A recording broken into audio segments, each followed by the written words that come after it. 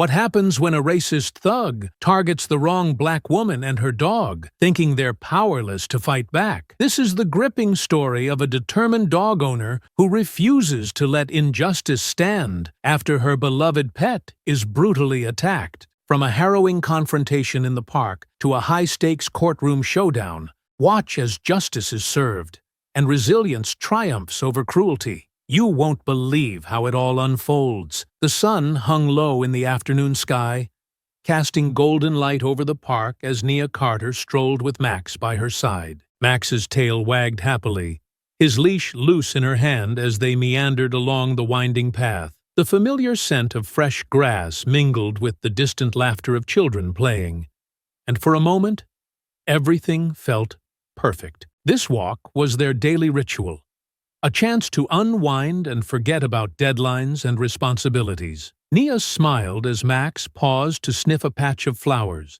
his nose twitching with curiosity. "Come on, buddy," she coaxed, gently tugging the leash. "Let's finish the loop before dinner." Max let out a soft bark, his ears perking up as if to say he agreed. Just ahead, a figure loitered near a bench, his posture slouched and his gaze sharp. Nia instinctively straightened, her grip tightening on Max's leash. The man, in his late 20s, wore a stained hoodie and scuffed boots, his expression hard and unwelcoming.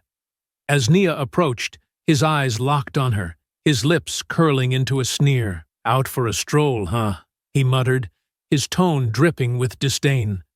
His eyes flicked to Max. "Fancy dog for someone like you." Nia hesitated, her stomach knotting, but she kept her voice calm. "Just getting some fresh air," she replied, trying to pass him. The man scoffed, but his glare lingered. "Fresh air? Yeah, sure. Walk your dog like nothing happened." Nia frowned, confused but cautious. "What are you talking about?" "You people think you can do whatever you want," he said, his voice rising. "Walk through my neighborhood like it's yours. Last month, I got evicted because of your kind moving in and raising rents. Now I'm stuck here, and you're out here flaunting it?" She froze, her grip on Max's leash tightening. "I don't know what you're talking about, but I don't have anything to do with that." "Don't play dumb," he snapped. "You're all the same. Come in, drive us out, and act like it's no big deal. Think you're better than me, huh?" He stepped closer, his posture shifting into something more menacing. "Look," she said, her voice firm, "I don't want any trouble. I'm just walking my dog." The man laughed bitterly. "Trouble? You're the one bringing trouble. You don't even belong here." His eyes flicked to Max, who growled softly, his ears flattening against his head. "And this mutt, look at him, acting all tough, just like his owner." "Let's just go, Max," Nia said, her heart racing as she tried to steer Max away. But the man stepped forward, blocking their path. "You think you can just walk away?" His tone grew harsher, his face twisting with anger. "Maybe it's time someone reminded you this isn't your park." His gaze dropped to Max. "And I know just how to start." Nia's breath caught as Jared shifted his weight, stepping closer. Max growled louder, his body tense at her side. The man's sneer deepened, his eyes narrowing as he spoke. "You know," Jared said, his voice dripping with menace, "you've got something I need. People like me, we don't get second chances. You all take everything. Jobs, housing, respect. I'm tired of losing." "I don't have anything to do with that," Nia replied, her voice steady despite the tremor building in her chest. "Just let us go." "Oh, you'll give me something, all right?" He jabbed a finger toward her. "How about that fancy wallet in your pocket?" Or, his gaze dropped to Max, and a sinister grin spread across his face. "Maybe the mutt gets it instead." Nia's heart raced as her hand instinctively dropped to Max's leash, her fingers tightening around it. "Don't you dare touch him," she said, her voice rising with anger. Jared chuckled, a low, mocking sound that sent a shiver up her spine. "What's the plan, lady? You gonna fight me over a dog? Let's see if you care more about your cash or that mutt." Max barked sharply, his protective instincts kicking in. The sound echoed through the park, drawing the attention of a jogger in the distance who paused briefly before continuing on. Jared noticed the fleeting glance, but dismissed it, his focus fixed entirely on Nia. I don't have any money on me, Nia said, forcing her voice to remain calm. And I'm not giving you anything. That's so? Jared said, his voice hardening. Then maybe I'll take what I want. Before Nia could respond, Jared lunged forward. Instinctively, she stepped back, keeping herself between him and Max. Her free hand shot out, shoving Jared away with a burst of adrenaline-fueled strength. Back off! She shouted, her voice ringing with fury. Max barked again, his teeth bared as he strained against the leash. Jared staggered, but quickly regained his balance, his face twisting with rage. You think you're tough, huh? I'll show you what tough looks like. His hand darted toward Max's leash, but Nia yanked it away just in time, adrenaline surging as she turned and bolted down the path. Come on, Max, she shouted, her voice breaking with urgency. Max ran at her side, limping slightly, but determined to keep pace. Behind them, Jared's voice bellowed with fury. You can't outrun me! You hear me? You're not getting away! His pounding footsteps echoed through the park, closing the distance as Nia and Max raced toward safety. The wind stung Nia's face as she sprinted down the park path, her pulse pounding in her ears. Max kept pace beside her, his gait uneven but determined. Her breath came in short, sharp bursts as her mind raced just as fast. She glanced over her shoulder and saw Jared barreling after them, his face contorted with rage. You can't run forever, Jared shouted, his voice cutting through the air like a blade. Nia's hand trembled as she fumbled with her phone, her thumb swiping to unlock it. Come on, she muttered under her breath. She barely slowed her pace, her eyes darting between the path ahead and the phone in her hand. She managed to dial 911, pressing the phone to her ear as she pushed her legs to move faster. The operator's calm voice crackled through the line, a stark contrast to the chaos around her. This is 911. What's your emergency? There's a man chasing me, Nia panted, her words tumbling out in a frantic rush. He attacked me and my dog. He's trying to hurt us. Ma'am, are you in a safe location? The operator asked.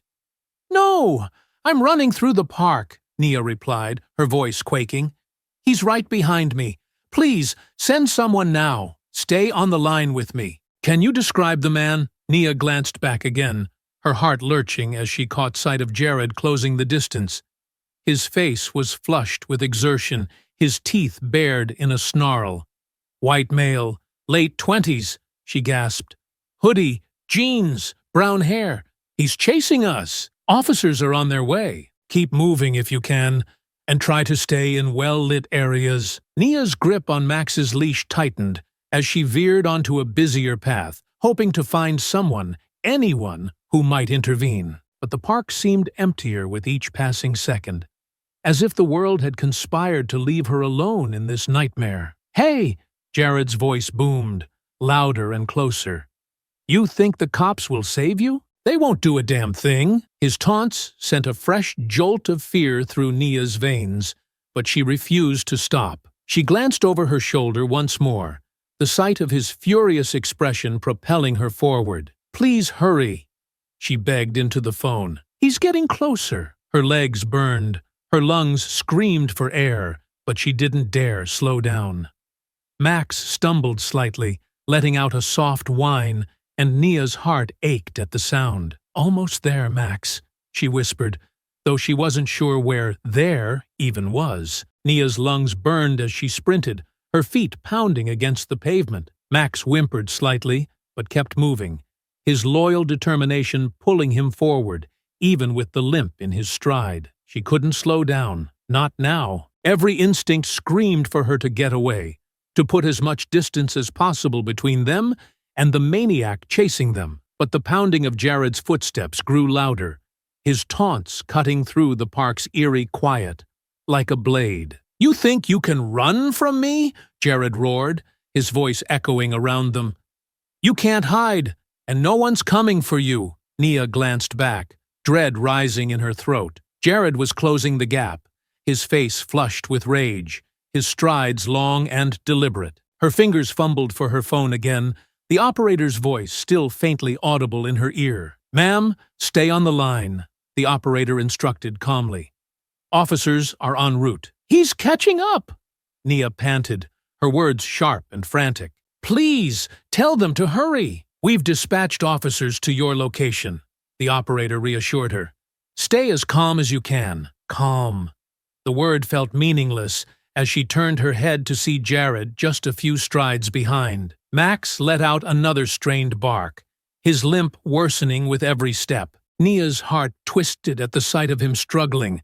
She couldn't let him get hurt again. Jared lunged, and instinct took over. Nia spun around, yanking Max's leash to pull him behind her. She stood her ground, her chest heaving as she faced Jared. The sheer hatred in his eyes sent a chill down her spine, but she didn't move. Max growled low at her side, baring his teeth as he huddled close. You really thought you could outrun me? Jared sneered, stopping just a few feet away. His chest heaved with exertion, but his voice carried the same cruel arrogance as before. Look at you. Pathetic. You should have just handed over the wallet. Now you're making this harder on yourself. I don't have anything for you. Nia shot back, her voice trembling but defiant. Leave us alone. The police are coming. Jared laughed, a harsh, mocking sound that made her stomach churn. The police? He gestured around the deserted path. Where are they? Do you see anyone coming to save you? It's just you, me, and that useless mutt. Max barked sharply, his growl rising as he shifted protectively in front of Nia. Jared's face twisted into a sneer as he pointed at the dog. That thing? You really think it's going to protect you? One good kick, and it's done. Don't you dare touch him, Nia snapped, her voice rising with anger. Her hands clenched into fists, and she felt the leash bite into her palm. You've done enough. Jared took a step forward, his eyes glinting with malice. Oh, I'm just getting started. You don't get to walk around like you own the place. People like you think you can take whatever you want, but not here. Not today. Stay back, Nia warned, her voice low and firm. Her whole body trembled, but she held her ground. She knew running wasn't an option anymore. Jared wasn't going to stop, and she wasn't about to let him hurt Max or her again. Jared smirked, taking another step closer. What are you gonna do, huh? Swing that leash at me? Scream for help? Go ahead. Let's see who's really in charge here. Max barked again, louder this time, the sound echoing with defiance. Jared flinched slightly, his bravado faltering for a split second before his sneer returned. He curled his hands into fists, his posture coiled and ready. Nia's breath steadied as she prepared herself. Her mind raced, weighing her options, but one thing was clear. She wasn't backing down. Not this time. The air between them felt electric, charged with unspoken threats and sheer willpower. Neither moved, locked in a tense standoff as Max's growls filled the silence. Jared's smirk widened as he stood just a step away from Nia, his eyes darting between her and Max. The tension in the air was suffocating, and Nia's heart thudded wildly in her chest. She tightened her grip on Max's leash, her voice trembling as she spoke. Don't do this. Just walk away. Jared scoffed, his expression hardening. Walk away? Nah, you're gonna give me what I want. Hand over that wallet, or I'll make sure your little mutt doesn't walk again. Nia's eyes darted down to Max, who stood firm at her side despite his limp. His growls deepened, his body rigid with protective energy. She hesitated for a moment, her mind racing. Maybe giving him the wallet would end this. Maybe it would keep Max safe. Her fingers shook as she reached into her jacket pocket, pulling out her wallet. Take it, she said, her voice strained. Just leave us alone. Jared snatched the wallet from her hand, his movements rough and triumphant. He flipped it open and rifled through it, his sneer growing as he pulled out the few bills she had inside. This it? Pathetic. He tossed the empty wallet to the ground and stepped forward again, his eyes dark with malice. Maybe I'll teach you a lesson anyway. That was the moment Max moved. With a sudden lunge, Max leaped at Jared, his teeth flashing as he went for Jared's leg. Jared cursed, stumbling backward as the dog's jaws clamped onto his jeans. Get this stupid dog off me, he yelled, shaking his leg violently to break free. Max, no! Nia cried, her voice cracking with panic. She pulled on the leash, trying to get Max to release, but her loyal companion refused to back down. His growls were feral, his determination unyielding. Jared's rage boiled over. With a brutal motion, he raised his boot and kicked Max hard in the side. The dog yelped in pain, his body crumpling as he hit the ground. "That's what you get!" Jared spat, his face contorted with fury. "Max!" Nia screamed, dropping to her knees beside him. Her hands shook as she cradled his trembling body, tears streaming down her face. "It's okay, buddy. Stay with me." Jared loomed over her, his chest heaving as if he was ready to lash out again. But before he could move, the distant wail of sirens pierced the air. His expression shifted, panic flickering behind his eyes as he glanced around the empty park. "Damn it!" he muttered under his breath. Without another word, he turned and bolted, disappearing into the shadows of the trees. Nia didn't move. Her entire focus was on Max, whose eyes were open but clouded with pain. She whispered softly to him, her tears falling onto his golden fur. "You're gonna be okay, Max. I promise." The sound of sirens grew closer, a bitter-sweet relief washing over her as help finally arrived. Nia knelt on the hard pavement, her hands trembling as they hovered over Max's still body. The familiar warmth of his golden fur beneath her fingers was a stark contrast to the cold, brutal reality of the situation. His chest rose and fell unevenly, each shallow breath pulling at her heartstrings. Tears spilled from her eyes, unbidden and unstoppable, as the enormity of the moment crashed down on her. "Max!" she choked out, her voice cracking as she stroked his head. His soft ears twitched slightly at her touch, but his eyes remained half-closed, clouded with pain. "Max, stay with me, please. You're my boy, my brave boy." Her voice trembled with every word as she cupped his face, trying to keep her own panic from spilling over. "You're the strongest dog I know," she whispered, forcing a small, shaky smile despite the tears streaking her face. "Remember when you tore up that chew toy in 2 minutes flat? I had to order the indestructible ones because nothing could hold up to you." Max's ears flicked faintly at her voice, and she clung to that tiny response as though it was a lifeline. "You're not done being strong, okay?" she continued, her voice soft but firm. "You're not leaving me. Not today. We've got too much to do, too many walks to take, too many squirrels to chase." Her phone buzzed in her pocket, and with trembling hands, she fumbled to pull it out. The screen blurred through her tears, but she managed to redial 911. Her breath hitched as the operator picked up, their calm voice a fragile thread of hope in her chaos. "911. What's your emergency?" "It's my dog," Nia stammered, her voice raw with emotion. "He's been hurt. He needs help." "Please. He's not moving right.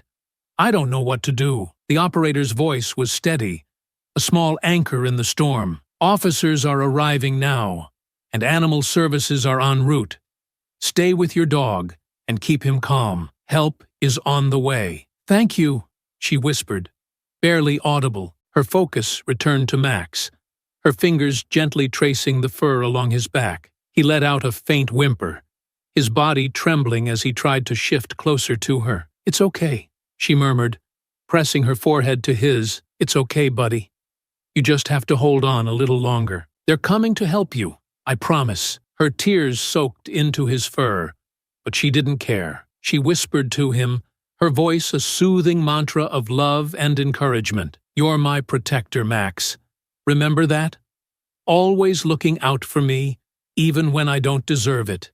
And now, it's my turn. I've got you, and I'm not going to let you go." Max's tail moved faintly, a weak flick against the ground that made her breath catch. "There you are," she said, with a watery smile. "That's my boy. You're so brave." "Braver than me!" The distant wail of sirens grew louder, cutting through the quiet park and signaling help was near. Flashing red and blue lights bathed the scene in an otherworldly glow as a police car pulled onto the path, its tires crunching over the gravel. Relief coursed through her, but it did little to dull the ache in her chest. "See, Max?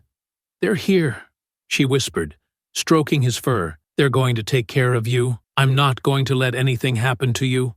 Okay?" An officer stepped out of the car, his face a mixture of urgency and concern. Behind him, an animal services van pulled up, its logo bright and stark in the park's dim light. Nia waved them over with one hand while keeping her other firmly on Max, grounding herself in the connection they shared. "We're going to get through this," she said, her voice steadier now, filled with quiet determination. "You and me, just like always." As the officer approached, she looked back at Max, her tears drying as a fierce resolve settled over her. This wasn't the end.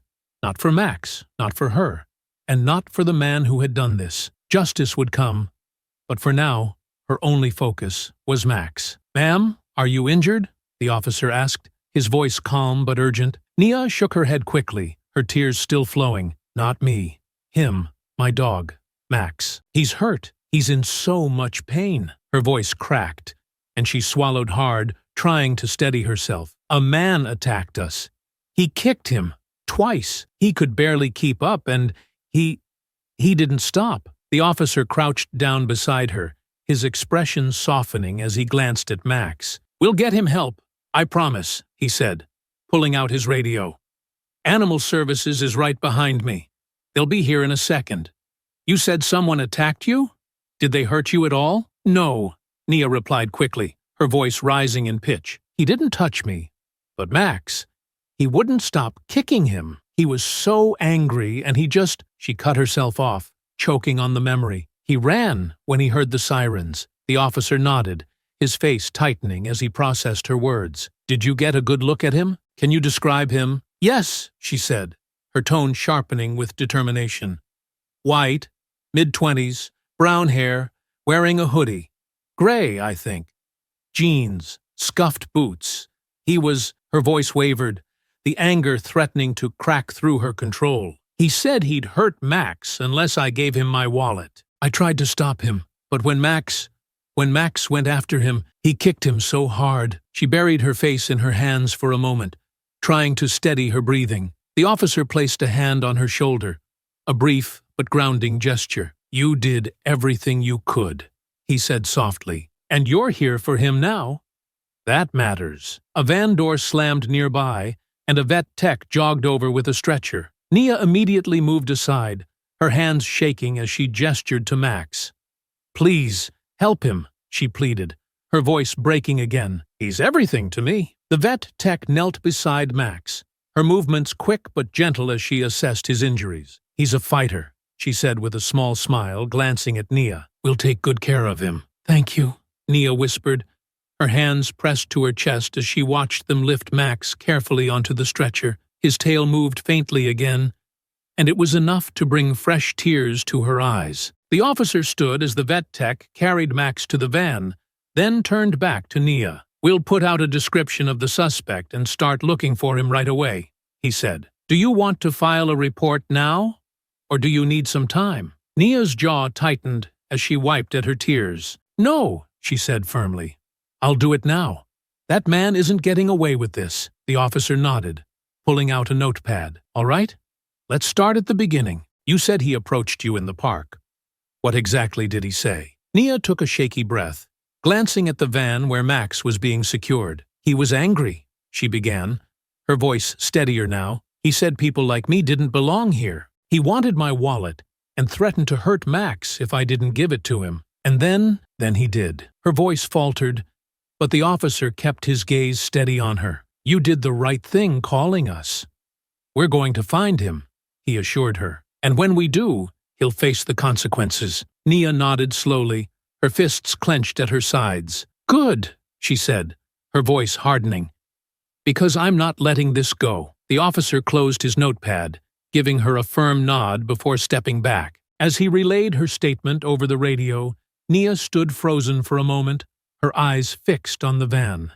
She could feel her anger building, simmering beneath the surface. Hours later, the apartment felt unbearably quiet when Nia returned, the absence of Max filling the space with a heavy stillness. She stood in the doorway for a long moment, staring at the spot where his bed lay empty. The leash still dangling from her hand, the memory of his whimper, his pained eyes looking up at her, played on a loop in her mind, each repetition tightening the knot in her chest. The officers had assured her they'd handle it, that they'd find Jared and bring him to justice. But as the hours stretched into the night, her unease only grew. She paced the living room, her footsteps soft against the carpet, her thoughts spiraling into frustration. Waiting wasn't enough. Not for what Jared had done, not for Max. Her gaze fell to the leash again, its sturdy fabric embroidered with Max's name. She traced the letters with her fingers, her jaw tightening as determination sparked in her chest. Max had been there for her through everything. Her protector, her constant companion. Now, it was her turn to protect him, to make sure the man who hurt him didn't get away. She sat down on the edge of the couch, gripping her phone tightly as she scrolled through her contacts. The police had their process, but Nia had someone else in mind. Someone who didn't play by the rules. Her thumb hovered over the name for a moment before pressing it, the dial tone ringing in her ear like a drumbeat. "Hey," a deep, familiar voice answered. "What's going on, Nia?" "It's late, James," she said, her voice steady despite the storm inside her. "I need your help." The line went quiet for a moment before he spoke again, his tone cautious. "What kind of help?" "It's about Max," she said, the words spilling out. "A man attacked us, hurt him bad. The police are looking for him, but it's not enough. I need to find him, James. I need to make him pay." James sighed, the sound heavy with hesitation. "Nia, this sounds serious. Are you sure you want to do this?" "I've never been more sure of anything," she said, her voice sharpening with resolve. "He can't just walk away from this. He needs to know he messed with the wrong person." "All right," James said, his tone shifting to match hers. "Tell me everything. I'll help you." Nia let out a breath she hadn't realized she was holding, her grip on the phone loosening slightly. As she explained what had happened, the fire in her chest burned brighter. This wasn't just about revenge. It was about justice. For Max and for herself. The cafe was dimly lit, its usual hum of conversation and clinking cups muted at this late hour. Nia sat at a corner table, her hands wrapped tightly around a mug of untouched coffee. The steam curled into the air, unnoticed, as her mind raced through the events of the past few hours. The weight of Max's absence pressed heavily on her chest, and the simmering anger beneath her skin left her restless. Her gaze snapped toward the door every time it opened, and finally, James walked in. James moved with quiet purpose, his tall, broad-shouldered frame and sharp eyes cutting an imposing figure. He wore a leather jacket over a plain black t-shirt, but it was his demeanor that caught attention. Calm, measured, and slightly intimidating. A former Special Forces operative, James had seen and done more than Nia could imagine, but he rarely spoke about it. The quiet intensity he carried was more than enough to tell his story. He spotted her immediately, his concern evident as he approached and slid into the seat across from her. "You look like you've been through the ringer," he said, his voice low and steady. "Feels like it," Nia replied, her voice barely above a whisper. "Thanks for coming." "Of course." "What's going on?" he asked, leaning forward, his elbows resting on the table. Nia hesitated for a moment, her hands tightening around the mug. "It's Max," she said finally. "A man attacked us, hurt him badly. The police are looking for him, but it's not enough. I need your help." James studied her for a moment, his dark eyes narrowing. "You're asking me to track someone down?" "Yes," she said firmly. "I can't just sit here and wait while he gets away." James exhaled slowly, leaning back in his chair. "You know what you're asking me, right? This isn't just about finding someone. It's about making sure you're ready for what happens next. Do you know who this guy is? What he's capable of?" "I know enough," Nia replied, her voice sharp. "He's dangerous.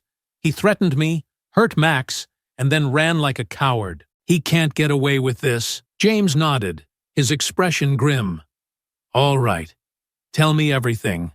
And don't leave anything out." Nia launched into the story, describing the walk in the park, Jared's taunts, and the escalating threats. Her voice trembled slightly as she recounted how Max had tried to protect her, only to be brutally kicked down. By the time she finished, her hands were trembling, her anger barely contained. "He didn't just hurt Max," she said, her voice tight with emotion. "He wanted to hurt me too. Max was just in the way." James's jaw tightened, and he leaned forward again, his gaze steady. "And the police? What are they doing?" "They're trying," Nia said, frustration creeping into her tone. "But you know how these things go. They're overworked, and Jared could disappear before they find him. I need to know he won't get the chance." James was silent for a moment, his expression thoughtful. "He said anything that might give us a clue where to start?" Nia nodded, her brow furrowing as she recalled Jared's words. "He ranted about people like me taking over his neighborhood.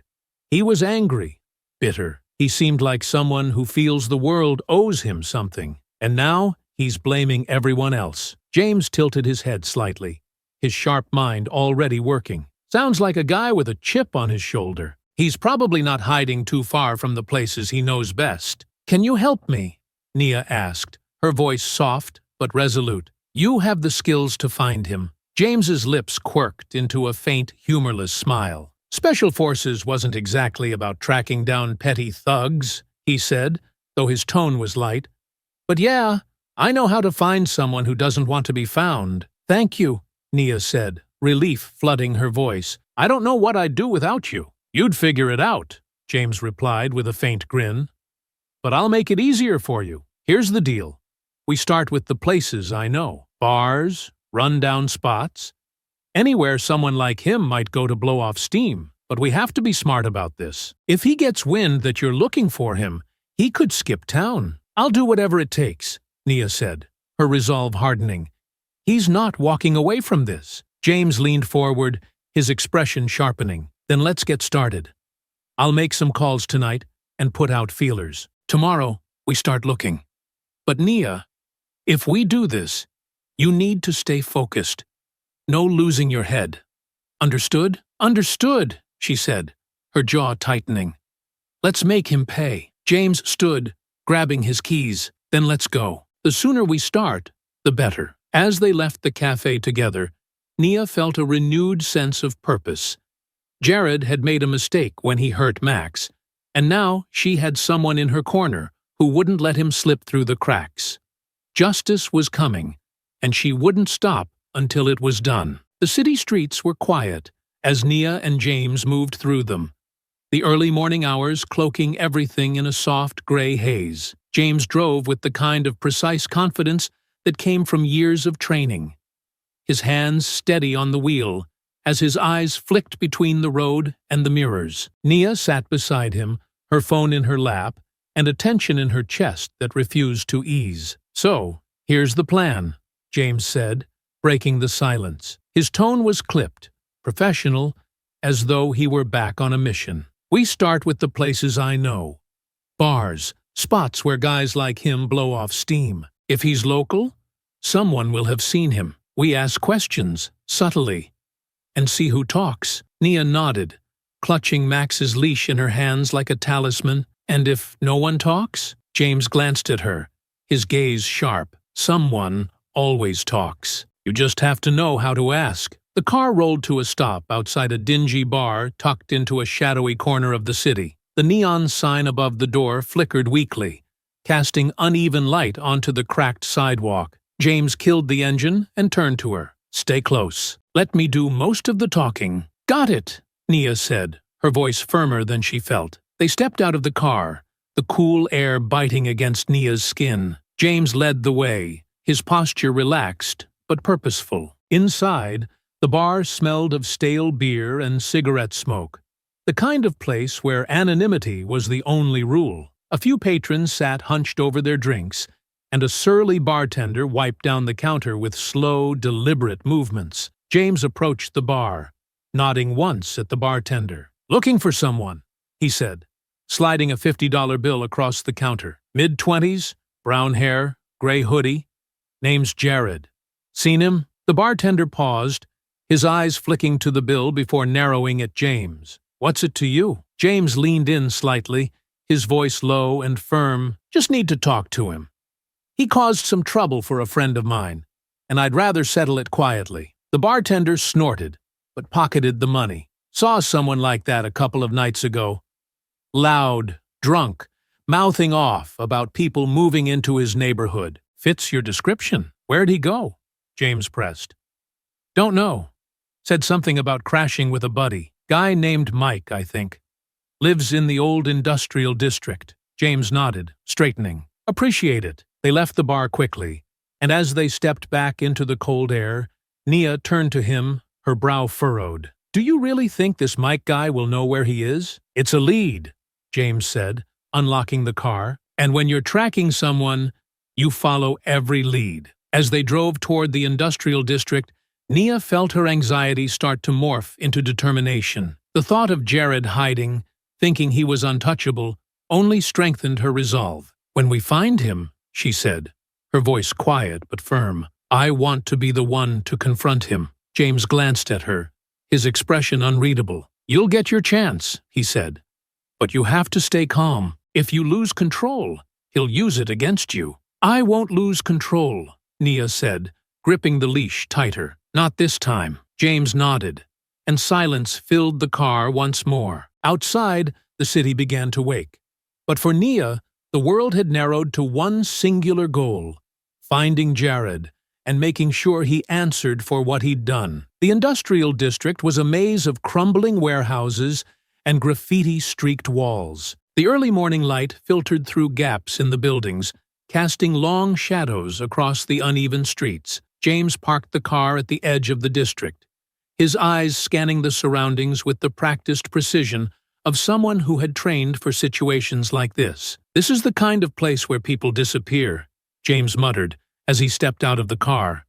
Stay sharp. Nia followed, her steps measured but purposeful. She clutched Max's leash in her pocket, its familiar texture grounding her as her nerves hummed with anticipation. The thought of Jared hiding in this labyrinth of decay, smug and untouchable, only fueled her determination. James gestured toward a cluster of run-down buildings. If this Mike guy is here, he'll be in one of these spots.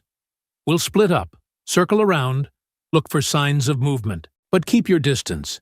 If you see anything, call me immediately. Nia hesitated. Are you sure splitting up is a good idea? James gave her a steady look. I'll be close.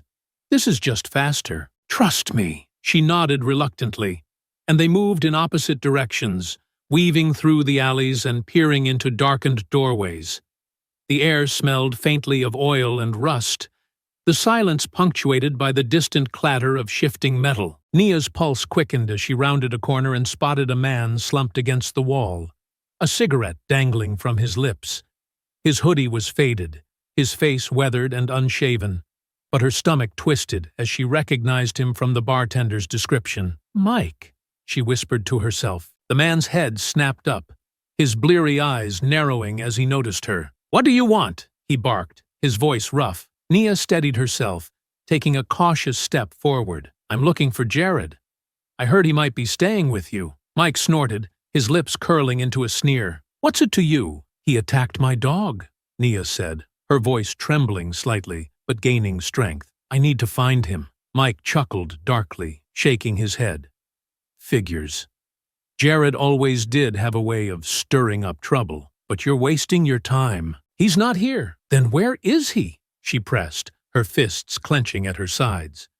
I need to know. Mike took another drag from his cigarette, his eyes narrowing as he studied her. Even if I knew, why would I tell you? You think you can just walk in here and demand answers? Before Nia could respond, James appeared behind her, his presence commanding as he stepped forward. She's not alone, he said evenly, his voice carrying an edge that made Mike freeze. And if you know where Jared is, you're going to tell us. Mike's bravado faltered as he glanced between them, his cigarette trembling slightly in his fingers. Look, I don't want any trouble, he muttered. Jared mentioned crashing at an old storage unit on the East End. That's all I know. James nodded, his gaze hard. Good. I'd suggest you keep it that way. Mike muttered something under his breath, retreating into the shadows as James turned to Nia. Come on, let's move. As they headed toward the east end of the district, Nia's heart pounded with a mix of fear and anticipation. They were getting closer.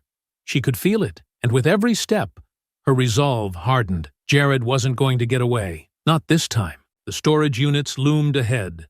A cluster of rusted, weather-beaten structures surrounded by overgrown weeds and broken pavement. The air was damp and heavy, carrying the faint metallic tang of decay. Nia followed James closely, her pulse hammering in her ears as they approached the units. The silence felt oppressive, broken only by the crunch of gravel under their feet. James held up a hand, signaling her to stop. "Stay back for now," he said in a low voice. "I'll check the area first." Nia frowned but nodded, watching as James moved forward with a quiet precision that reminded her of the training he rarely talked about. He scanned the row of units, his sharp eyes flicking from door to door, looking for any sign of recent activity. After a moment, he motioned her to follow. "There," he whispered, pointing to one of the units.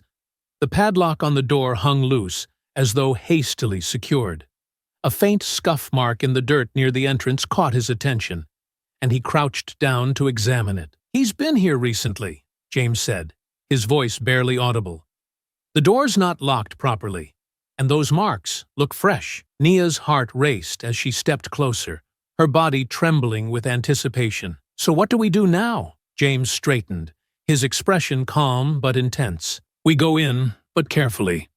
Stay behind me, and don't do anything until I say so." She hesitated for a moment, the weight of what they were about to do pressing heavily on her. But then the image of Max flashed in her mind, his crumpled body, his pained whimpers, and any doubt she felt evaporated. "Okay," she said firmly. James approached the door, his movements deliberate and silent.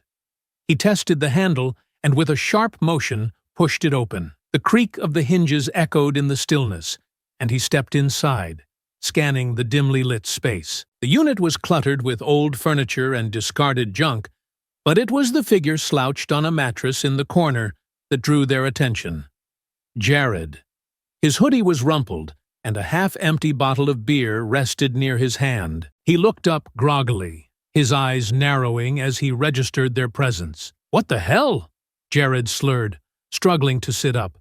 "Who are you?" Nia stepped into the doorway, her hands clenched into fists. "You know who I am," she said, her voice sharp and cutting. "You attacked me and my dog. Did you think I'd let you get away with it?" Recognition flickered in Jared's eyes, and his face twisted into a sneer. "Oh, it's you," he said, his tone mocking. "What? You brought backup? Couldn't handle me on your own?" James moved forward, his towering presence silencing Jared's bravado for a moment. "You've got two choices," he said evenly. "You can come quietly, or this gets messy." Jared snorted, his confidence returning as he leaned back against the wall. "You think you can scare me? I don't owe you anything." Nia's voice rose, her anger bubbling to the surface. "You owe Max. You owe me. You're not getting out of this." Jared laughed bitterly. "That stupid mutt. He got in my way, just like you people always do." The words sent a wave of fury through Nia, but before she could respond, James stepped between them. "Enough," he said, his tone cold. "You're done talking." The room seemed to shrink as the tension thickened, the air heavy with the weight of the confrontation. Jared shifted, his eyes darting toward the open door as if calculating his chances of escape. James noticed the movement immediately, his body tensing. "Don't even think about it," James warned. For a moment, Jared froze, his bravado faltering. But then his lips curled into a defiant grin, and he made a sudden move toward the door. James was faster, intercepting him with a swift, practiced motion that sent Jared stumbling back onto the mattress. "Stay down," James growled, his voice a low rumble. Nia stepped forward, her voice shaking with a mix of anger and determination. "You're not running this time, Jared.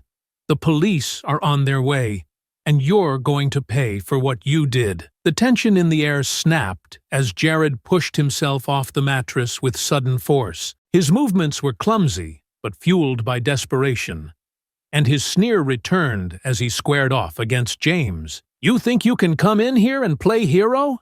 He spat, his voice laced with venom. Let's see how tough you really are. James didn't flinch. His stance shifted slightly, his body poised with the calm confidence of someone who'd faced far worse. You don't want to do this, he said coldly. Jared lunged forward, swinging wildly. James dodged the first blow easily, sidestepping and grabbing Jared's wrist. He twisted it sharply, forcing a grunt of pain from Jared as he stumbled. "Stay down," James growled, his voice hard and unyielding. But Jared wasn't done. He ripped his arm free with a violent jerk and stumbled back. His eyes darted around the cluttered storage unit, locking on a broken chair leg leaning against the wall. Snatching it up, he brandished it like a weapon, a sneer twisting his bloodied face. "You think you're better than me?"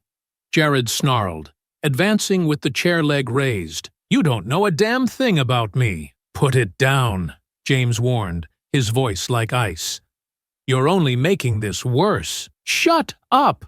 Jared roared, swinging the chair leg with all his strength. James deflected the first swing, the wood splintering as it struck a nearby shelf. The second came faster, but James caught it mid-air, wrenching it from Jared's hands and tossing it aside. Nia stood near the doorway, her chest heaving as she watched the chaotic fight unfold.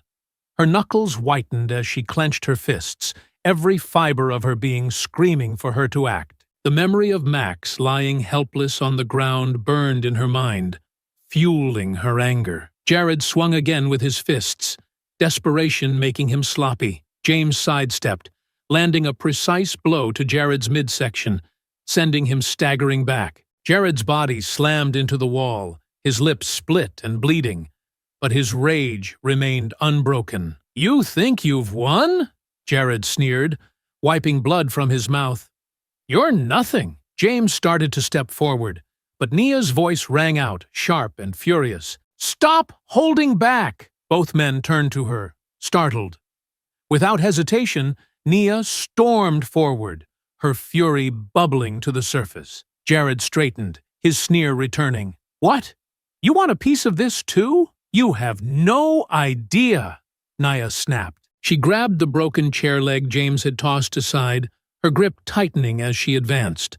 Her heart pounded, but the thought of Max's pained whimpers gave her all the courage she needed. Jared laughed bitterly, but the sound died in his throat as Nia swung the chair leg with a force that shocked even her. The blunt edge connected with his side, and he let out a choked yell, stumbling to the floor. "You kicked my dog," Nia hissed, her voice trembling with rage. "You threatened me, and you thought you'd get away with it." Jared scrambled backward. But Nia didn't let up. She threw the chair leg aside and grabbed his hoodie, pulling him halfway up before shoving him back down with all her strength. "You don't get to hurt Max and walk away," she spat, her fists shaking. James moved beside her, placing a steadying hand on her shoulder. "Nia, that's enough," he said softly, his voice grounding her. "He's done." The sound of sirens filled the air, growing louder as red and blue lights began to dance across the walls. Nia's chest heaved as she looked down at Jared, his defiant sneer replaced by fear and exhaustion. "You thought you could hurt us," she said, her voice steel-edged. "But you were wrong." James hauled Jared to his feet, locking his arms behind his back. "You're finished," he said, his tone calm but deadly serious. Jared squirmed, but the fight had left him. As the police stormed into the storage unit, Nia stepped back, her hands shaking but her resolve unbroken. Justice was here, and she had played her part. The wail of sirens grew deafening as the police cars screeched to a halt outside the storage unit. Flashing red and blue lights bathed the walls in an eerie glow, illuminating the tense scene within. Nia took a step back, her chest heaving as she tried to steady her breathing. James still held Jared firmly, pinning his arms behind his back as the man struggled weakly. Two officers burst into the unit, their hands on their holsters. Their sharp eyes took in the disarray, the broken chair leg, the toppled furniture, and Jared's bloodied face. One of the officers stepped forward, his gaze locking on James. "Drop him. Hands where I can see them." James nodded calmly and released Jared, raising his hands in a non-threatening gesture. "He's the one you're looking for," James said evenly, gesturing toward Jared. "Jared Owens. He assaulted her," he motioned to Nia, "and her dog." Jared stumbled forward, holding his ribs with one hand, his expression a mix of fury and fear. "They attacked me!" he shouted hoarsely, trying to straighten. "This is a setup. I didn't do anything." The officer raised an eyebrow, unimpressed. "You want to save it for the station? Or should I start listing the charges right now?" Nia stepped forward, her voice steady despite the fire burning in her chest. "He kicked my dog, twice. He threatened me, stole from me, and ran when the police showed up. He deserves everything coming to him." The officer nodded at her, his tone softening. "We'll take your statement, ma'am.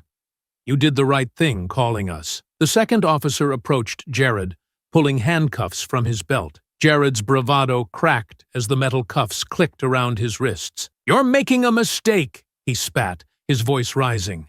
"This isn't over." The officer tightened the cuffs and patted Jared down before hauling him toward the door. "It is over," he said flatly. "You're under arrest for assault, theft, and animal cruelty. Anything you say can and will be used against you in a court of law." As Jared was dragged outside, his protests faded into the hum of activity around them. Another officer approached Nia, holding a small notepad. "Ma'am, we'll need you to come to the station and provide a full statement. Can you do that?" "Yes," Nia said firmly, wiping her hands on her jeans. Her voice was steady now, a reflection of the resolve she felt. "I want to make sure he doesn't hurt anyone else." James stepped beside her, his hand resting lightly on her shoulder. "We'll go together," he said. "You're not doing this alone," the officer nodded. "Good. We'll also need the medical records for your dog to complete the report. Animal Services will coordinate with us." Nia's throat tightened at the mention of Max, but she nodded quickly. "I'll get everything you need." As they stepped outside, the weight of the night seemed to settle over her. The storage unit felt a world away now, and the sight of Jared being pushed into the back of a squad car brought a flicker of satisfaction. He glared at her through the window, but she met his gaze with steel in her eyes. She wasn't afraid of him anymore. As the police cars pulled away, James turned to her. "You did it, Nia. He's in custody. This is just the beginning," she said, her voice resolute. "He needs to face real consequences. For Max, and for everyone he's hurt." James nodded. "Then we'll see it through. Every step of the way." The two of them stood in the quiet aftermath, the flashing lights receding into the distance. Nia clenched her fists, the fire in her chest now focused into a clear, unshakable purpose. Jared might have thought he was untouchable, but he was about to learn just how wrong he'd been. The flashing red and blue lights of the police cars faded into the distance as Nia and James stood in the empty lot, the weight of the night pressing heavily on them. The officers had left with Jared in custody, and for the first time since the attack, Nia felt a small sense of relief. But it wasn't over. Not yet. She still needed to give her statement at the station to ensure Jared couldn't slip through the cracks. James glanced at her, his voice breaking the silence. "The station's waiting for us. You ready?" Nia hesitated, her fingers tightening around Max's leash. "Not yet," she said softly. "I need to see Max first. I need to know he's okay." James studied her for a moment before nodding. "I'll take you to the hospital first. The statement can wait a little longer." They climbed into the car, the hum of the engine filling the quiet, as they drove through the city streets. The animal hospital wasn't far, but every minute felt stretched thin as Nia's thoughts spiraled. She replayed the confrontation, Jared's taunts, and Max's pained yelp over and over in her mind. The leash in her hands felt like an anchor, grounding her to the memory of him. When they arrived, James parked by the entrance and gave her a reassuring look. "Take your time," he said. "I'll be right here." Nia nodded and stepped into the hospital, the fluorescent lights and antiseptic smell immediately enveloping her. The receptionist at the front desk offered a sympathetic smile. "He's resting in room 3. Dr. Patel is waiting for you." "Thank you," Nia said, her voice soft but steady. She made her way down the corridor, each step heavier than the last. The weight of the evening pressed down on her, but as she reached the door to room 3, she inhaled deeply, steeling herself. When she pushed open the door, her breath caught. Max lay on a soft bed in the corner, his side wrapped in clean white bandages. His golden fur was duller than usual, and he looked smaller somehow, but his tail wagged weakly the moment he saw her. "Max," Nia whispered, tears springing to her eyes as she hurried to his side. She knelt beside him, running her fingers gently through his fur. "Hey, buddy, I'm here." Max let out a soft whine, his head nudging against her hand. The connection they shared was immediate, and for a moment, the world outside faded away. Nia felt the tension in her chest release slightly as she leaned down, pressing her forehead to his. "You're so strong," she murmured. "You've always been my brave boy, Doctor." Patel entered the room quietly, her kind eyes scanning the scene before speaking. "He's stable and doing well, considering what he's been through. The bruising on his ribs is severe, but there's no internal damage. He'll need rest, but I'm optimistic about his recovery." Nia looked up, relief flooding her face. "Thank you. I was so scared." "I know," Dr. Patel said gently, "but you got him here in time. He's lucky to have you." Nia turned her attention back to Max, her fingers brushing over his bandages. "No," she said softly. "I'm the lucky one." Max's tail wagged a little harder, and she laughed through her tears, her voice trembling. "See? Even after everything, you're still wagging that tail. You're incredible." Dr. Patel gave her a reassuring smile. "Spend as much time as you need with him. Just keep his movements minimal for now. He needs rest." "Thank you," Nia said again, her voice full of gratitude. She sat with Max for a few more minutes, stroking his fur and whispering softly to him. She told him about Jared's arrest, about how he wouldn't hurt anyone else again. Max's eyes seemed to brighten slightly, and she liked to believe he understood. Finally, James appeared in the doorway, his presence quiet but grounding. "You ready?" he asked, his voice low. Nia nodded, wiping her eyes and pressing a gentle kiss to Max's head. "I'll be back soon," she promised him. "You just focus on getting better, okay?" Max gave her hand a soft lick, and it was all the reassurance she needed. As she stood, she felt a renewed sense of determination settle over her. Jared might have hurt Max, but he hadn't broken him, and now it was her turn to make sure Jared paid for every ounce of pain he'd caused. As she exited the hospital and climbed back into James's car, she let out a slow breath. James started the engine, glancing at her. "How's he doing?" "He's going to be okay," Nia said, her voice resolute. "He's stronger than I could have imagined." James nodded, pulling onto the street. "Good.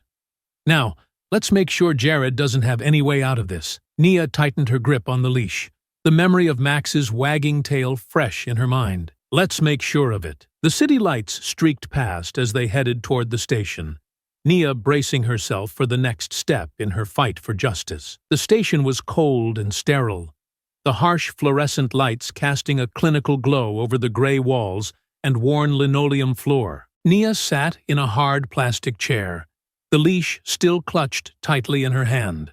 A reminder of Max's resilience. James stood nearby, leaning casually against the wall, but his sharp eyes scanned the room, always assessing. An officer approached with a clipboard, his expression professional but kind. "Miss Carter, we're ready to take your statement now." Nia nodded, rising to her feet. "I'm ready." The officer led her down a narrow hallway to a small interview room. The walls were bare, save for a clock ticking steadily above the door. A recording device sat in the center of the table, its red light blinking softly. "This is just standard procedure," the officer explained, gesturing for her to take a seat. "We'll go over everything you remember, step by step." Nia sat down, folding her hands in her lap to steady herself. "I want to make sure he doesn't get away with this," she said firmly. "I'll tell you everything." The officer nodded, turning on the recording device. "Let's start from the beginning. Walk me through what happened in the park." Nia recounted the events with as much detail as she could, her voice steady despite the emotional weight of the memories. She described Jared's taunts, the way he'd cornered her and threatened Max, her hands clenched into fists as she spoke of Max's bravery, how he had tried to protect her, only to be brutally kicked down. The officer listened intently, occasionally jotting notes on the clipboard. When the police arrived at the storage unit, the officer prompted, "Can you describe what happened there?" Nia took a deep breath. "James and I confronted Jared. He tried to fight back, but we stopped him. He said things, hateful things. Even after everything he'd done, he didn't show any remorse. When you arrived, he was still trying to act like he'd done nothing wrong." The officer's pen paused for a moment, his gaze lifting to meet hers. "And you're willing to testify to all of this in court?" "Yes," Nia said without hesitation. "I'll do whatever it takes to make sure he's held accountable." The officer nodded, his expression softening slightly. "You're doing the right thing, Ms. Carter. We have enough to charge him with assault, theft, and animal cruelty. The evidence you've provided, along with your testimony, will make a strong case." Nia's shoulders relaxed slightly, though the weight of the ordeal still hung heavy. "How long until it goes to trial?" she asked. "That depends," the officer admitted. "The wheels of justice can turn slowly. But with charges like this, it should move quickly. You'll be contacted by the prosecutor's office soon." James leaned against the doorframe, his arms crossed. "We'll make sure she's ready." The officer gave a small nod of approval. "Good. We'll be in touch." As Nia and James left the interview room, the chill of the station seemed to recede slightly. Outside, the city was still awake, its hum of activity a reminder that life moved forward, even after nights like this. "Feel better?" James asked, as they stepped into the night air. "A little," Nia admitted. "But it's not over yet. Jared's still out there, thinking he can win. I need to see this through." "And you will," James said firmly. "We'll make sure of it." Nia looked at the leash in her hand, her resolve hardening. "For Max," she said softly. "For us." As they climbed into the car and drove away, Nia felt a flicker of hope. The fight wasn't over, but she wasn't alone. Jared would face justice, and she would be there every step of the way. The days following Jared's arrest passed in a blur of paperwork, phone calls, and meetings. Nia sat in the prosecutor's office, her hands clasped tightly in her lap, as she listened to Ellen Morris, the sharp-eyed assistant district attorney assigned to the case. Ellen was in her late 30s, with a calm yet commanding presence that put Nia at ease despite the daunting task ahead. "This is a strong case," Ellen began, sliding a folder across the desk toward Nia. "We have your testimony, the police reports, and the veterinary records for Max. Combined, they paint a clear picture of Jared Owens's actions and his intent." Nia opened the folder, her stomach tightening as she saw photos of Max's injuries alongside a written report from Dr. Patel. The bruises on his ribs, the swelling, the way he'd struggled to breathe. It all came rushing back, stoking the anger she'd tried to keep in check. "But a trial isn't just about evidence," Ellen continued. "The defense will try to discredit you, paint Jared as a victim of circumstance, or argue that the injuries to Max aren't as severe as they seem. We need to be ready for anything." James, seated beside Nia, leaned forward. "What's the strategy? How do we shut that down?" Ellen nodded, pulling out a legal pad filled with notes. "First, we'll focus on establishing a timeline. Nia, your testimony will be crucial here. You'll describe the events in the park, the theft, the threats, and how Jared escalated to physical violence. We'll use the vet's testimony to corroborate the extent of Max's injuries." "What about Jared's past?" James asked. "Does he have a record?" Ellen's lips pressed into a thin line. "He does. A history of minor offenses, bar fights, public disturbances. Nothing major, but it establishes a pattern of aggression. We'll use it to show that his actions were deliberate, not a one-off mistake." Nia took a deep breath, her resolve solidifying. "What about what he said in the storage unit? The things about people like me?" Ellen's gaze sharpened. "We'll include that. It speaks to motive. His hostility wasn't random. It was targeted, but we need to be careful how we present it to the jury. We want them to focus on the facts, not just the emotions." Nia nodded, her hands gripping the edge of the folder. "I'll do whatever it takes. I want the jury to understand what kind of person he is." "You're doing more than that," Ellen said, her tone softening. "You're standing up for what's right. That's not easy, but it matters." As the meeting continued, Ellen walked them through the trial process, from opening statements to cross-examinations. Nia's nerves ebbed and flowed as the reality of the situation sank in. But James's steady presence beside her helped anchor her. He asked pointed questions, ensuring they understood every aspect of the strategy. When the meeting ended, Ellen gave Nia an encouraging smile. "We'll be in touch to finalize everything before the trial." "You're doing great, Nia. Keep that strength." Nia thanked her, her voice steadier than she felt, and left the office with James. Outside, the cool air wrapped around her, a welcome reprieve from the intensity of the discussion. She clutched Max's leash tightly in her hand, her resolve firm. "You're ready for this," James said, his voice calm and sure. "Jared doesn't stand a chance." "I have to be," Nia replied, her jaw tightening.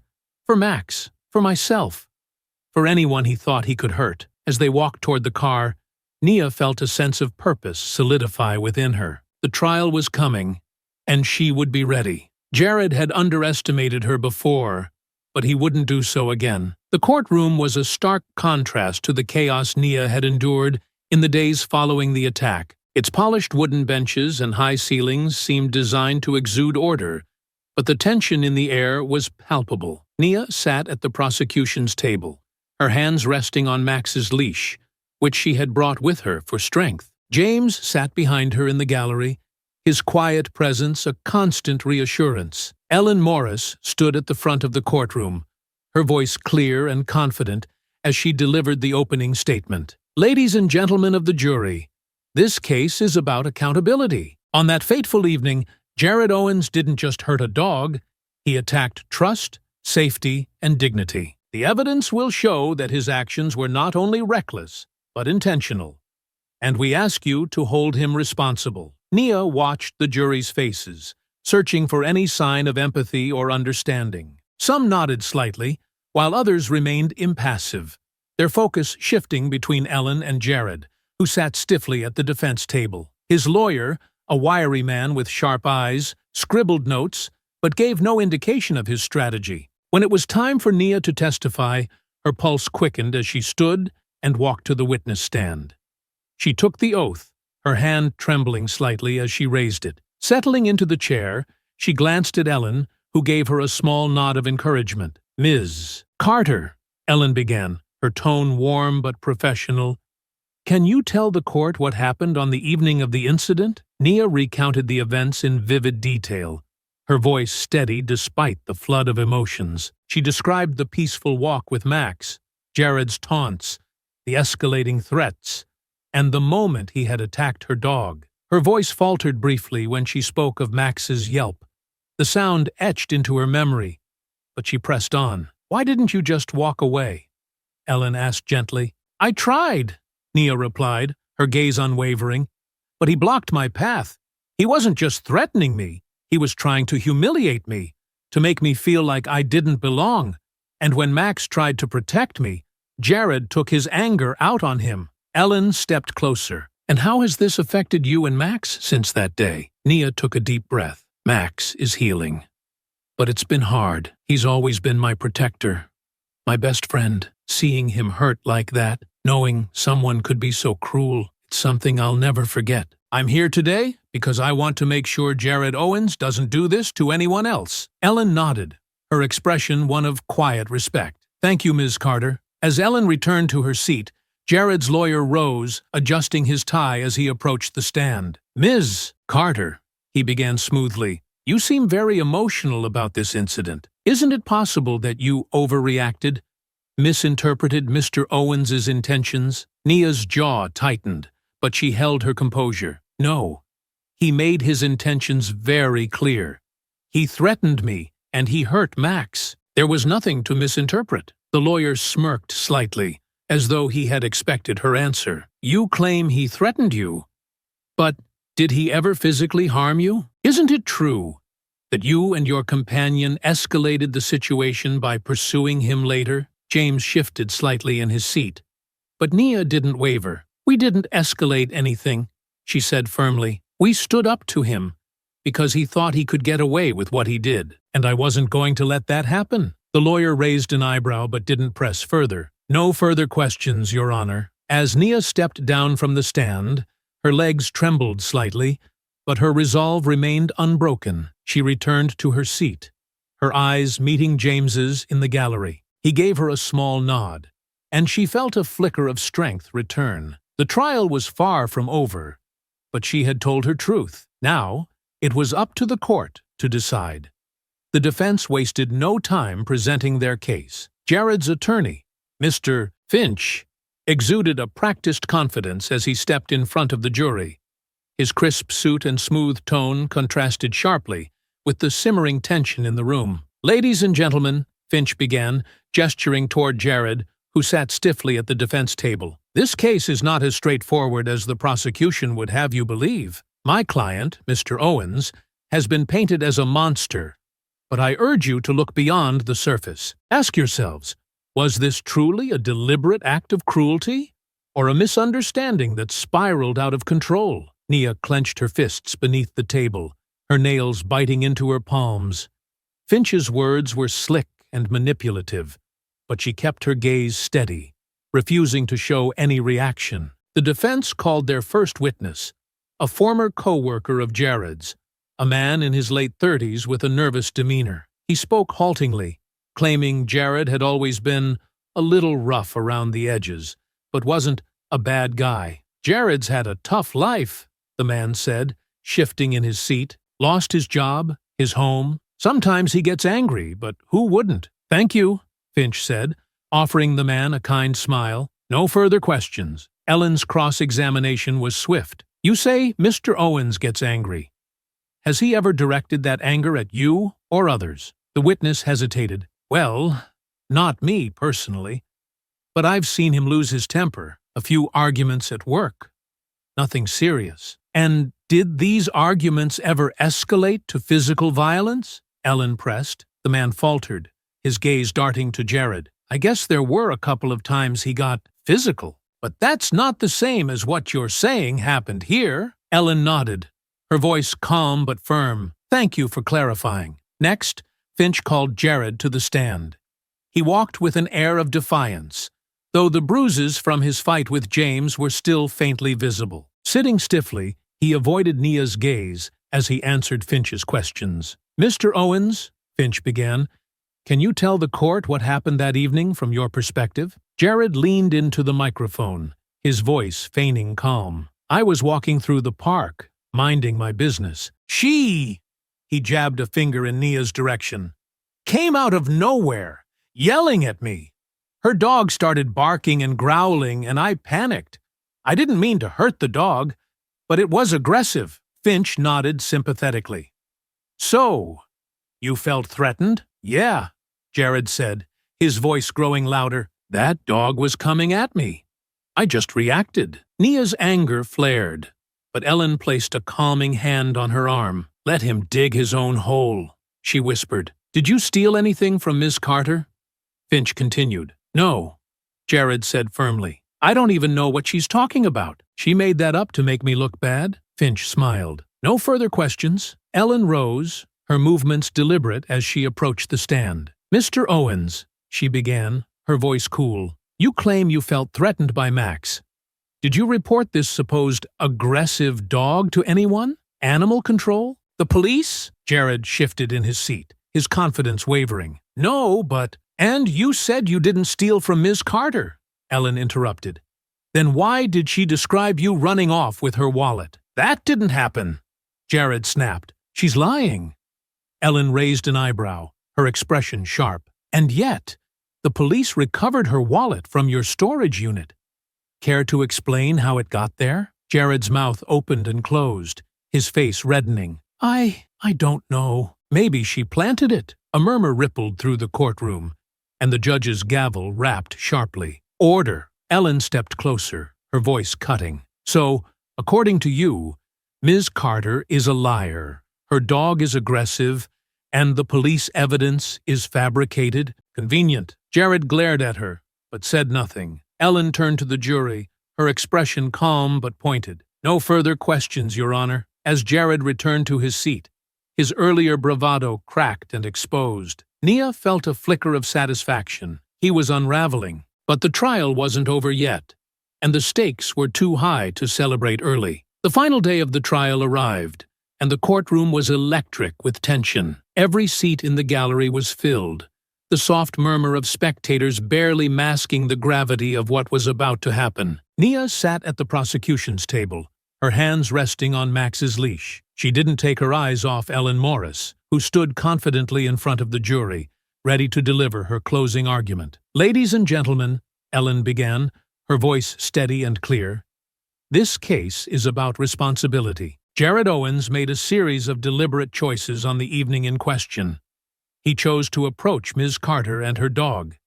He chose to threaten her, to harm her dog, and to steal from her. These actions were not accidental. They were deliberate, malicious, and entirely avoidable." Ellen paced slowly, her gaze sweeping across the jury. "The defense would have you believe this was all a misunderstanding, that Mr. Owens acted out of fear. But let's consider the facts. Ms. Carter's testimony was consistent, detailed, and corroborated by physical evidence. The stolen wallet recovered from the defendant's possession. Dr. Patel's records confirm the severity of Max's injuries, which were not the result of a simple misstep, but a deliberate act of cruelty." Ellen stopped, her eyes locking on the jury. "And then there are Mr. Owens's own words. His hostility, his lack of remorse, his refusal to take accountability. This isn't about an overreaction. It's about a pattern of behavior. A pattern that led to this violent act." She gestured toward Nia, her voice softening slightly. "Ms. Carter came here not for revenge, but for justice. She has shown courage and resolve in standing up for herself and her dog, ensuring that someone who thinks they can act with impunity is held accountable. We ask you to do the same." Ellen returned to the prosecution's table, her steps measured. "This is your chance to send a message, to show that actions like Mr. Owens's have consequences. I trust you'll do the right thing." The jury's expressions were unreadable, but Nia felt a flicker of hope as Ellen sat down beside her. "You did amazing," Nia whispered. Ellen gave her a small smile. "Now, we wait." Finch stood next, adjusting his tie as he approached the jury. His tone was smooth, almost conversational. "Ladies and gentlemen, we've heard a lot of emotional testimony over the past few days, and while my heart goes out to Ms. Carter and her dog, I urge you to consider the possibility that emotions have clouded this case." He gestured toward Jared, who sat rigidly at the defense table. "Mr. Owens has admitted to making mistakes. He's not perfect, but who among us is? The prosecution wants you to believe he's some kind of monster, but the evidence shows otherwise. There's reasonable doubt here. Doubt about his intent, doubt about the events as described by Ms. Carter, and doubt about whether this was truly a crime or an unfortunate misunderstanding." Finch's closing argument was smooth, but Nia couldn't shake the hollowness of his words. She glanced at the jury, trying to gauge their reactions, but their faces remained neutral. When Finch returned to his seat, the judge instructed the jury to deliberate. Nia's stomach churned as they filed out of the courtroom, their expressions giving nothing away. James leaned forward from the gallery, his voice low. "You did everything you could. Now it's up to them." Nia nodded, gripping the leash tightly. "I just want him to pay for what he did." As the courtroom emptied, the tension in the air grew heavier. The waiting would be excruciating, but Nia reminded herself that she had done her part. Now, all she could do was hope. The courtroom was silent as the jury filed back in, their expressions still unreadable. Nia's heart pounded in her chest, her fingers clutching Max's leash so tightly that her knuckles turned white. James sat behind her, his steady presence grounding her as the judge called for order. "Has the jury reached a verdict?" the judge asked, his tone formal and measured. A middle-aged woman in the front row of the jury stood, holding a folded piece of paper in her hand. "We have, Your Honor." Nia held her breath, her gaze locked on the woman as she unfolded the paper and began to read. "In the case of Jared Owens, We find the defendant guilty on all counts: assault, theft, and animal cruelty. A wave of relief crashed over Nia, and she exhaled shakily. Her grip on Max's leash loosened as her shoulders relaxed for the first time in days. Jared, however, erupted from his seat, his face red with fury. "This is bull!" he shouted, his voice echoing through the courtroom. "You're all against me! This isn't justice!" The judge's gavel rapped sharply, silencing him. "Mr. Owens, sit down, or you will be removed from the courtroom." Jared slumped back into his chair, muttering under his breath. Nia refused to look at him, her focus remaining on the judge as he turned his attention to the sentencing. "Mr. Owens," the judge began, his tone stern, "your actions were deliberate, malicious, and without provocation. You not only caused physical harm to an innocent animal, but also instilled fear and trauma in Ms. Carter. Such behavior is unacceptable, and it is the duty of this court to ensure you face the appropriate consequences." The judge paused, his gaze piercing. "You are hereby sentenced to 5 years in prison for assault and theft, with an additional 3 years for animal cruelty, to be served consecutively. You will also be required to pay restitution for Mrs. Carter's veterinary expenses and any related damages." Jared's face twisted in disbelief as the sentence was handed down. 8 years? For a dog?" he spat, his voice dripping with contempt. The judge's gavel came down again, his expression unyielding. "Court is adjourned." As the courtroom began to clear, Nia remained seated, her emotions a whirlwind of relief, exhaustion, and lingering anger. James leaned forward, his hand resting lightly on her shoulder. "You did it," he said quietly. "It's over." Nia turned to face him, her eyes glistening with unshed tears. "For Max," she said softly. "He deserved justice." Outside the courthouse, reporters gathered, their cameras flashing as Nia and James emerged. Ellen joined them briefly, her expression professional but warm. "You were incredible, Nia. Your courage made this happen." "Thank you," Nia said, her voice steady. "I just hope this sends a message." As she walked away from the chaos of the crowd, Max's leash still in her hand, Nia felt a sense of closure she hadn't thought possible. Jared was behind bars, and while it wouldn't undo the harm he had caused, it meant he couldn't hurt anyone else. For the first time in weeks, she allowed herself to breathe deeply. The road to healing would be long, but she knew one thing for certain: she and Max would walk it together. The sun was setting as Nia pulled into the driveway of her quiet suburban home, the warm orange glow casting long shadows across the yard. The passenger seat was occupied by Max, his golden fur shining in the light. He stretched lazily as Nia turned off the engine, his tail thumping against the seat with quiet excitement. It had been a long road to this moment. Weeks of vet visits, careful monitoring, and slow walks to rebuild his strength had finally paid off. Max had been cleared to come home that morning, and Nia had spent the entire day preparing the house. His favorite bed freshly washed, new toys waiting for him, and even a small sign on the porch that read, "Welcome home, Max." "We're home, buddy," she said, her voice soft with emotion. She reached over to scratch behind his ears, her fingers brushing the faint scar along his side. "Ready to see your kingdom?" Max let out a happy bark, his bright eyes meeting hers with unbridled trust. She opened the car door, and he hopped out carefully, his movements still measured but confident. He sniffed the air, taking in the familiar sense of home before trotting toward the porch. The sight brought tears to Nia's eyes, but this time they were tears of relief and gratitude. The trial, the sleepless nights, the overwhelming worry, all of it had been worth it to see Max like this, happy and whole again. Jared was behind bars where he belonged, and the weight of those dark weeks was finally lifting. She grabbed his leash out of habit,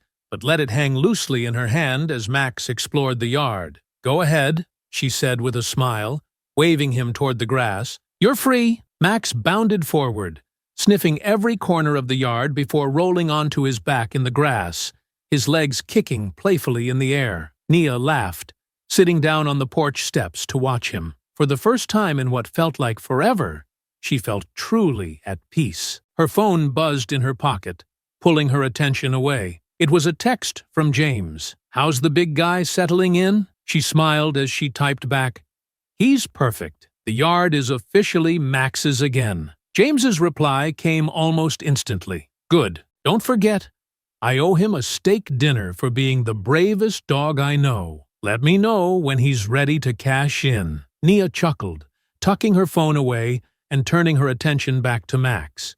He was chasing a butterfly across the yard, his movements lighter than they had been in weeks. It was such a small thing, but it meant the world to her.